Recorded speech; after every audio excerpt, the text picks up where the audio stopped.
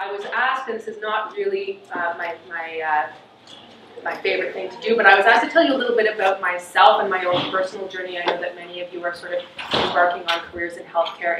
In the thoughts that you might have, there might be some thing to draw on or to spark a conversation about in the process that I have undertaken. So, unlike many clinician leaders, I did not start from a passion for medicine.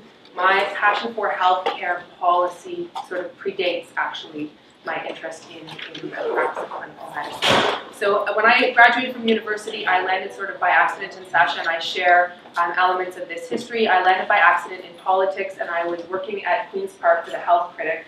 I was younger than most of you probably in the room. I didn't know much about anything, but they were able to work me sort of 100 hours a week for $20,000 a year, and that was good enough for them. And I caught fire, really, with this idea of healthcare systems being able to grow and respond to patient and community needs.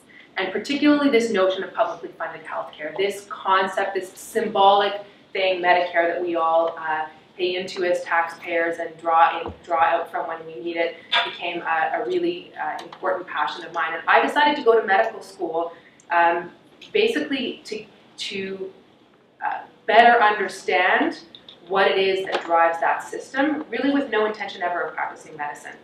I thought that I would get a medical degree because it was a useful degree to have in order to understand healthcare. And something happened to me in the process of my medical education, which I'm really grateful for, and that is that I fell in love with family medicine, which to me is the greatest job on earth. This ability to follow and accompany people through the lifespan and be by their side through the periods of health and illness that they experience, to watch families grow and age together, is to me an immense privilege. And so I kind of fell into that by accident.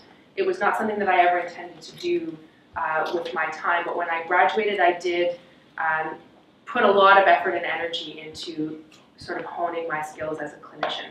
But I kept coming back to this sort of passion around healthcare systems, and eventually I began, along with others, to work with an organization called Canadian Doctors for Medicare, which some of you may have heard of, and which you are all able to become members of. Those of you who are students, at no charge whatsoever, www.canadiandoctorsformedicare.ca, which is actually a terrific advocacy organization that does work around how to preserve and improve publicly funded healthcare in Canada.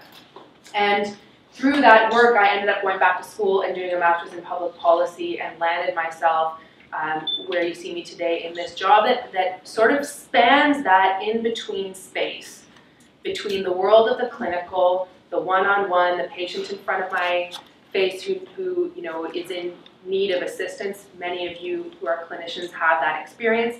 And the big system, the macro question, the how do you design things in order to sort of be responsive to the needs of communities and populations and not just individuals.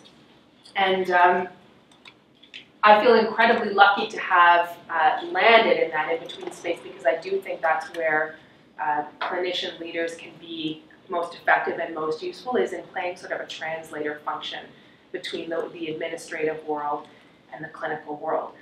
But I was most affected, and this is what's going to lead to, I think, Sacha's remarks, by a book that I read as part of my master's degree about regulatory organizations and institutions, where the writer spoke about this very simple concept, that organizations that are interested in the public good should do the following thing. They should pick big problems and fix them. And that sounds like a really simple, straightforward, almost trite thing to say. But actually, when you begin to unpack that concept, you start to get into layers of process, data analysis, and system design that turns out to be incredibly complex. So how do you pick a problem? How do you decide what is a problem and what is a big problem? What's the process in which you engage as a system, as an organization, as a collective, to say, this is a problem worth paying attention to? What drives problem definition? How much is driven by politics? How much by the media? How much by a clinical need? Who isn't at the table to express the problem that they experience with the healthcare system. And once you've picked a problem and identified it as being big, how do you fix it? How do you measure the difference between before you intervened and after you intervened? What principles do you use to design the intervention that you're going to put into place? And how do you then decide that the problem is fixed or that it's not fixable and move on? Because so much of what goes on in healthcare, and in fact I would say in public institutions in general, is projects get layered on top of other projects because it's too difficult, in fact, to let go of something that either should have died a natural death or clearly hasn't served its function and needs to be revisited.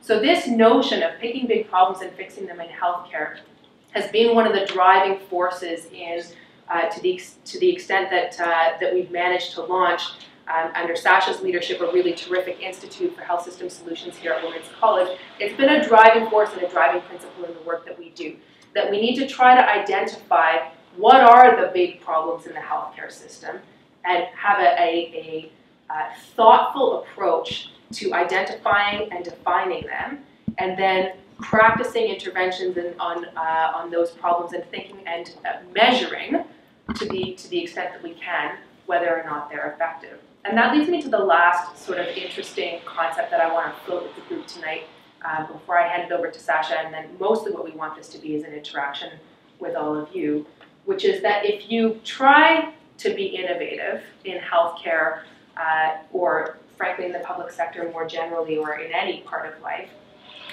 you're going to fail sometimes. In fact, you're probably going to fail pretty frequently. And this is not something that we like to talk about very much in healthcare. We hate to talk about failure in general because on the clinical end, when you fail, sometimes that means you've actually really hurt someone or failed to help someone, and we have to honor the importance of the human side of what it is we do. But also we're spending public dollars, and every failure, every innovation that fails to produce is fodder for question period in the legislature or the front page of the Globe and Mail. Money gets framed as having been wasted if a project is unsuccessful, and so the drive to innovate gets eroded by the fear of failure. But of course, if you want to be engaged in an institute that is about innovation and is about picking big problems and fixing them, inevitably you're going to end up in a situation where some substantial chunk of the projects that you do are not going to yield the desired results. And so one of the things that we've been working hard to push at Weave and more generally across the system is a conversation about failure in healthcare and an attempt to open up to a discussion about what failure looks like, what shapes it, how our institutions respond to it, and how we can build a culture that is less afraid to fail, because that's actually what's required in order to be able to innovate.